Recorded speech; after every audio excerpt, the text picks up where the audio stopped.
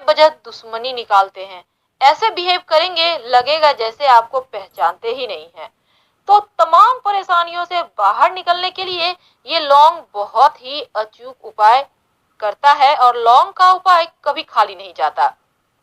एक बात हमेशा ही याद रखिए, शत्रु कोई भी हो, अपने हो पराये हो, अगर वो बार बार आपको धोखा दे रहे हैं तो इसका मतलब है आप संभल जाइए, क्योंकि अगर अब नहीं संभलेंगे तो फिर बाद में आपको और ज्यादा परेशानियां होंगी।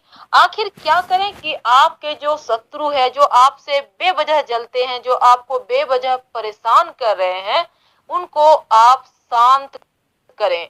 उनको वो चाहकर भी आपके साथ बुरा व्यवहार ना करें। आपसे जब भी बुरा व्यवहार करना चाहें वो खुद ब खुद शांत हो जाए।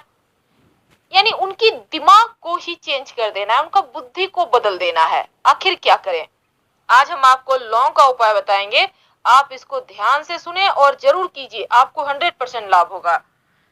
करेंगे क्या? शनिवार की रात में ये उपाय आपको करना है, याद रखिए, क्योंकि शनिवार के दिन किया हुआ टोटका कभी खाली नहीं जाता।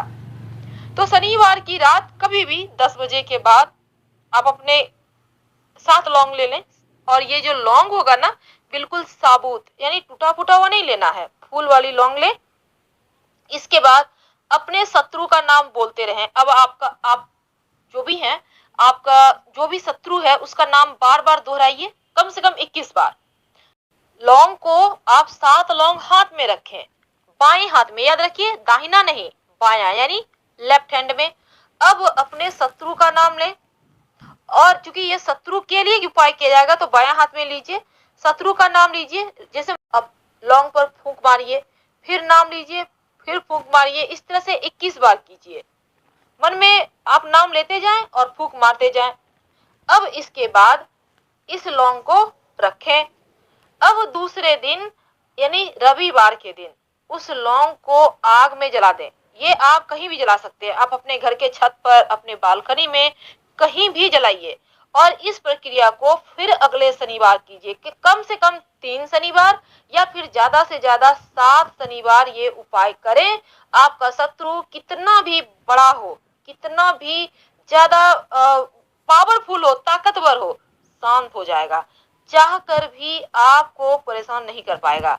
हमेशा ही याद रखिएगा, जब भी ये उपाय करें शांत रह के कीजिए, किसी से बात मत कीजिए, बहुत संभल के कीजिए। और आपने ये उपाय किया, ये चर्चा किसी से मत कीजिएगा। हाँ, आप किसी को सलाह दे सकते हैं ये उपाय करो, पर आपने किया है या करेंगे जैसी चीजें चर्चा ना करें, क्योंकि ये टोटका है और टोटका का मतलब होता है टोकना नहीं है। जो करना है अपने मन से कीजिए। यकीन मानिए, बड़ा से बड़ा शत्रु भी आपके कदमों में होगा और वो आपको चाहकर भी कुछ नहीं बिगाड़ पाएगा। वैसे इसके पहले भी हमने आपको एक टोटके के बारे में बताया है कि अगर शत्रु विरोधी परेशान करे तो कैसे उसके मुंह पर सिलाई किया जाए सुई धागा से।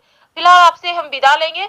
अगर शत्रु विरोधी सच में शांत तो होना ही है, तब लाइक कर सब्सक्राइब कीजिएगा। अभी आप इस वीडियो को देखिए और इस उपाय को करके लाभ प्राप्त